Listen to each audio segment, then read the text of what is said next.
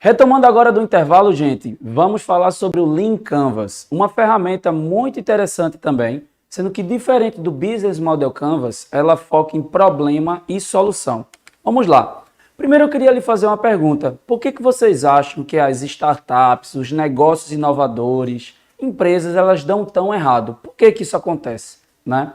Acho que fica no imaginário que pode ser falta de dinheiro, falta de recursos, de pessoas e tal. Mas veja que interessante. O principal motivo que fazem negócios inovadores quebrarem é não ter necessidade de mercado. Aí você faz o seguinte, como assim, Guilherme, não ter necessidade de mercado? Como uma empresa pode criar um negócio e depois ela quebrar porque não tinha necessidade? Pois é, gente. Tem pessoas que criam negócios e só depois que elas percebem que aquilo ali não fazia tanto sentido. Que talvez poucas vendas de produtos e serviços já atenderiam uma certa demanda. É interessante que vocês tentem olhar para problemas e criar uma solução que seja super conectada com eles. E o Lean Canvas ajuda nisso. Diferente aqui do Business Model Canvas, o Lean Canvas ele vai focar e ele surgiu de um livro chamado Comércio Startup Enxuta, desse cara aqui, ó, o Ash Maurya. Inclusive ele traz uma frase muito interessante, que é o seguinte: o maior risco de uma startup, de um negócio inovador, é construir algo que ninguém quer, certo? Então não construa algo que as pessoas não querem. Olhe para os problemas e crie soluções de impacto. Dentro desse ponto, como vocês podem ver, o Business Model Canvas que a gente viu quase agora é diferente do Lean Canvas. 4 quadrantes eles são suprimidos e outros entram. E eu vou mostrar para vocês quais são.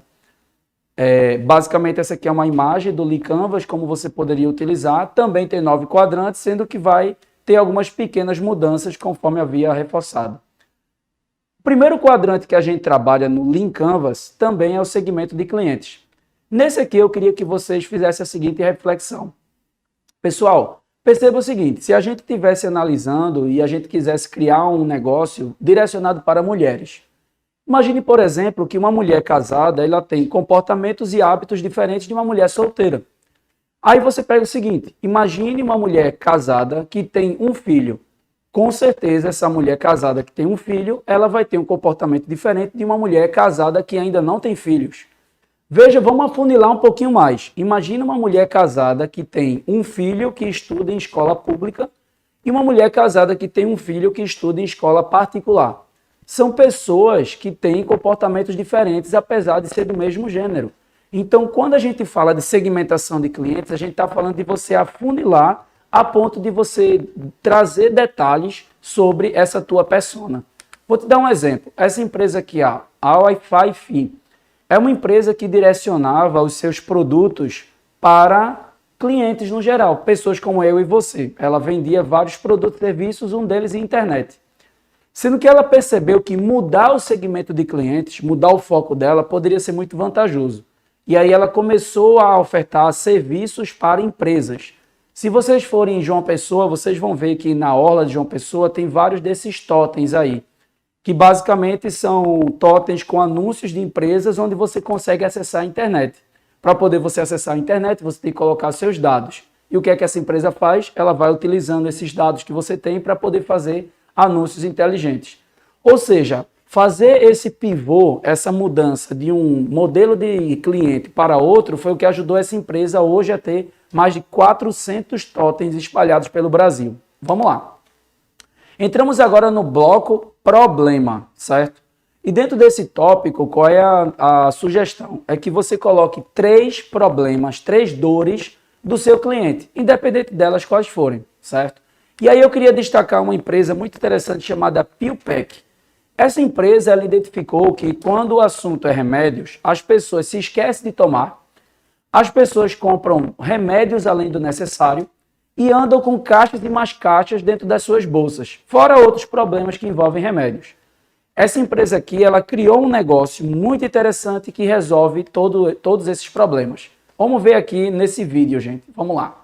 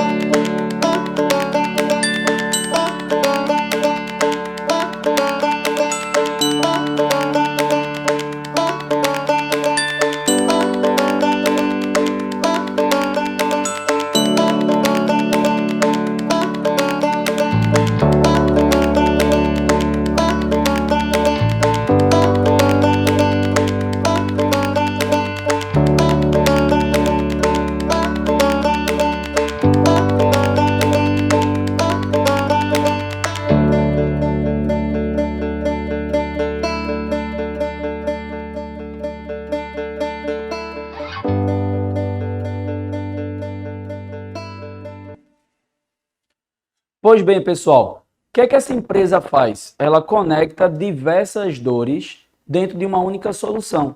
Imagina só você poder receber todos os remédios que você precisa, com os horários, as datas certas e tudo dentro da sua casa.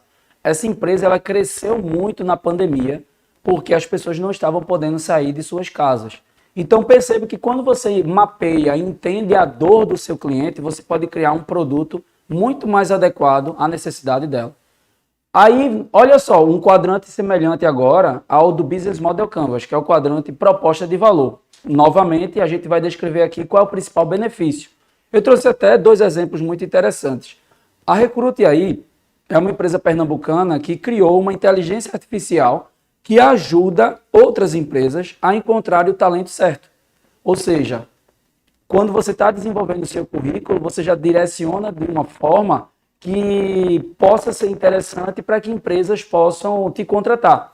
E no caso da Recrute aí, ela tem vários clientes gigantescos que recebem mais de 1.000 currículos por dia. Não dá para poder analisar todos os currículos. Eles foram lá e criaram uma inteligência artificial para poder fazer análise de tudo isso. Veja que interessante. Já a Conquer é uma outra empresa muito interessante, uma empresa de educação, que foi criada por 3 jovens que estavam muito inquietos porque não aprendiam contextos práticos, como a gente está vendo agora, dentro de sala de aula. E aí elas criaram uma empresa que ensina o que a faculdade e a universidade não ensinam. Veja só que coisa interessante. Mas vamos lá agora para o próximo tópico. Solução. Do mesmo jeito que a gente apresentou 3 problemas anteriormente, nesse tópico solução, você vai apresentar 3 soluções que resolvem aqueles problemas. E aí eu trouxe aqui um case muito bacana de uma startup. Startups são negócios inovadores, né, que vivem numa condição de extrema incerteza e que têm modelos de negócio que podem ser replicáveis e escaláveis. E essa é uma empresa que pode ser considerada uma startup. É uma empresa pernambucana, gente. E olha só, surgiu no nosso estado. E essa empresa, ela criou um dispositivo que monitora a quantidade de oxigênio que se tem dentro de galões de oxigênio. Além dela fazer isso, ela gera um registro muito preciso do consumo para a conta médica e alertas automáticos em situações de risco.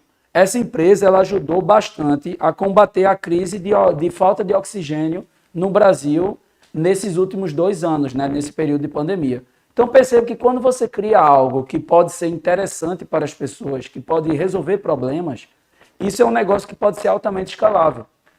É importante que você observe se o problema que você está tentando resolver é um problema seu, único, apenas seu, ou se é um problema que pode ser do seu vizinho, da sua rua, do seu bairro e de pessoas que moram na sua cidade.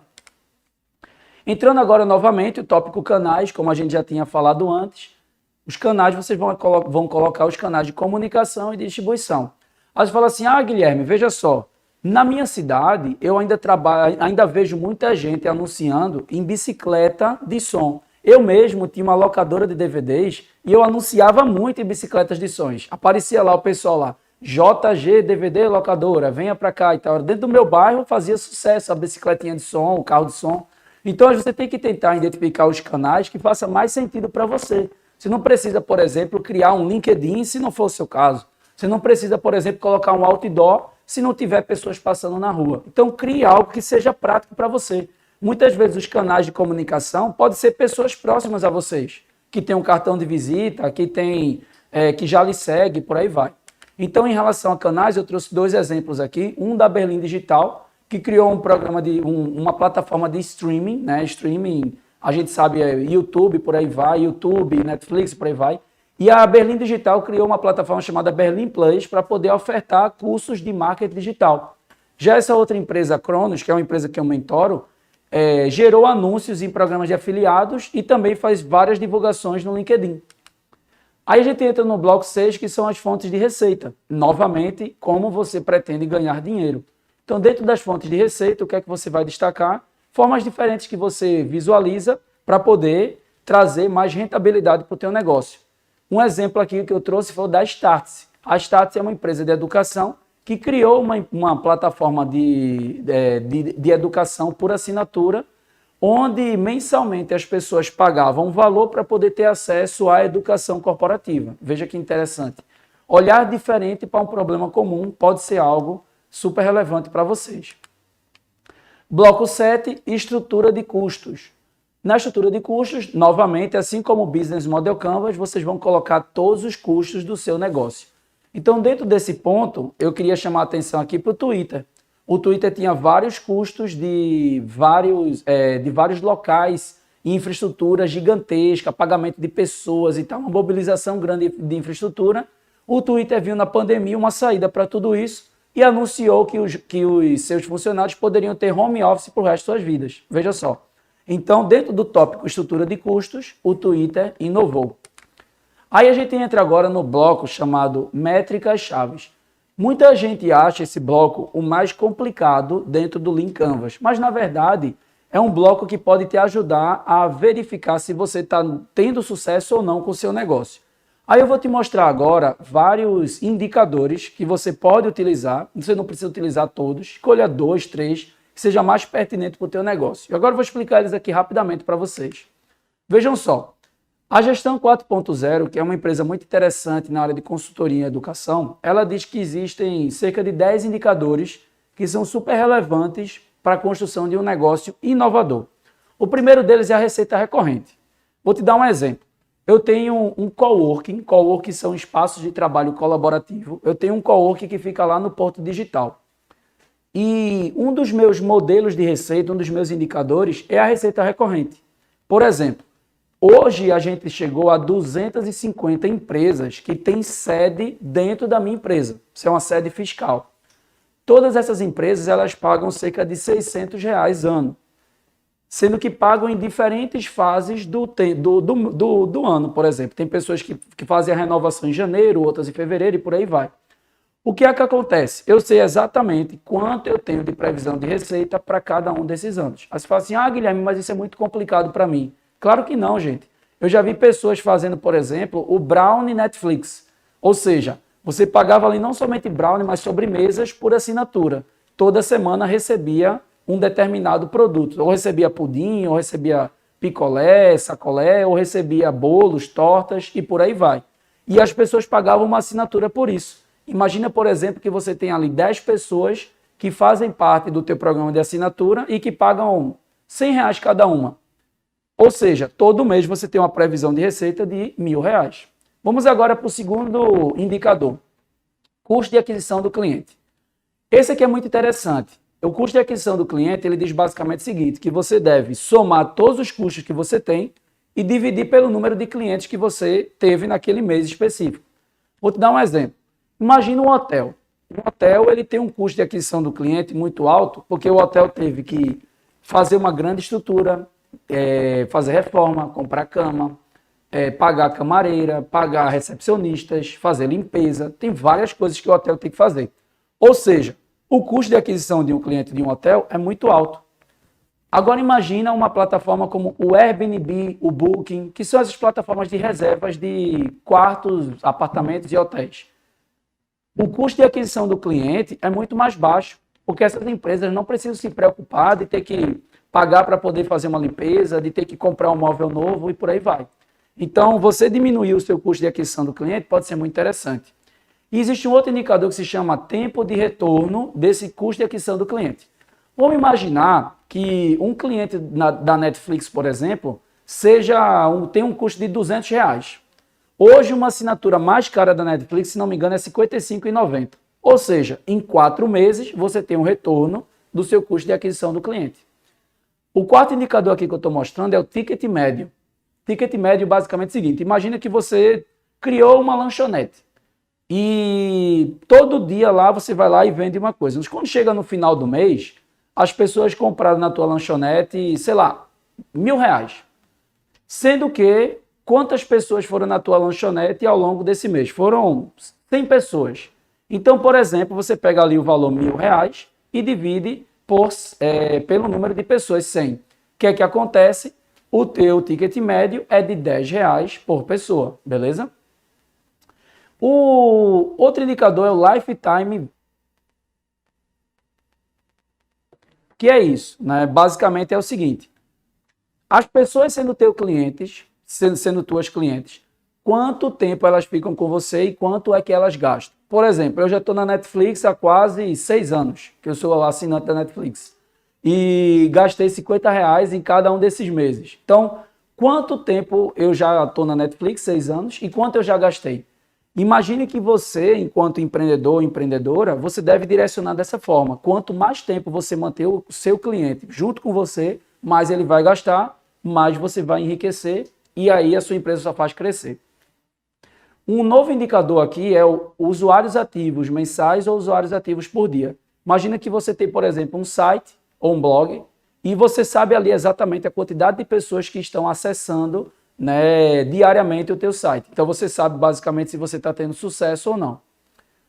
O penúltimo indicador aqui é o churn, que é a quantidade de pessoas que desistem do seu negócio, e o NPS. O NPS é muito interessante.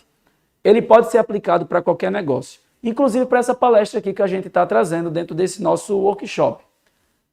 Imagine se eu fizesse a seguinte pergunta. Numa escala de 0 a 10, o quanto você indicaria esse workshop para um amigo ou uma amiga?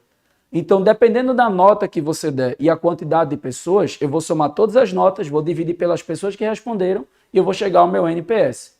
Então, por exemplo, eu fiz até essa pesquisa recentemente com uma empresa que eu possuo e a gente apresentou um NPS de 9,2. Ou seja, como se eu dissesse assim, várias pessoas pesquisam e se pudesse dar uma nota para a minha empresa, seria 9,2. Ou seja, um alto índice de indicação para as pessoas, beleza? E por fim, dentro do Lean Canvas, a gente chega ao quadrante vantagem competitiva. Aqui, gente, vocês vão colocar qual é o grande diferencial do teu negócio. Imagina que você tivesse uma empresa de alimentação e você tivesse uma receita de, sei lá, de um pudim que veio da sua bisavó. E veio da sua bisavó para a avó, para a mãe, para você, e você vai passar para sua neta. Isso pode ser um grande diferencial competitivo, beleza? Então, a vantagem competitiva é o que você tem de maior diferencial dentro do teu negócio, beleza? Por exemplo, no caso da Magazine Luiza, ela tem como grande diferencial a inteligência artificial. Bem, agora que a gente concluiu o Lean Canvas, eu queria mostrar para vocês aqui um quadrante, um quadro muito interessante que mostra algumas dicas de conteúdos de inovação e empreendedorismo que vocês podem consumir ao longo dos próximos tempos. Por exemplo, o Sebrae, gente, tem um curso chamado Bootcamp Empretec, muito interessante.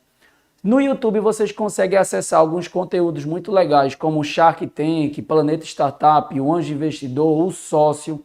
Se você quiser saber quais são as inovações que estão bombando no mundo, você pode acessar um curso chamado Open Aerolito. Muito legal esse curso. Quando tiver a oportunidade, deem uma assistida. Se você gosta de podcast, escutar, conteúdos e tal, tem um podcast muito legal chamado Like a Boss. É muito interessante, vocês podem pesquisar. São 2 empreendedores que pesquisam e conversam, que entrevistam, na verdade, mulheres e homens que são CEOs de negócio, diretores, pessoas que estão lá empreendendo. É muito interessante. Se você quiser melhorar a sua comunicação, assista a TED Talks. E tem a própria plataforma Start e o Reaprendizagem Criativa, que traz muitos conteúdos legais sobre educação e criatividade. Beleza? Bem, agora que concluímos o Lean Canvas, iremos entrar no nosso último tópico desse nosso grande workshop, que vai ser falar sobre pitch. Como você pode criar um pitch de sucesso. Conto com você, permaneça aí, viu? Vamos que vamos. Daqui a pouco a gente se vê.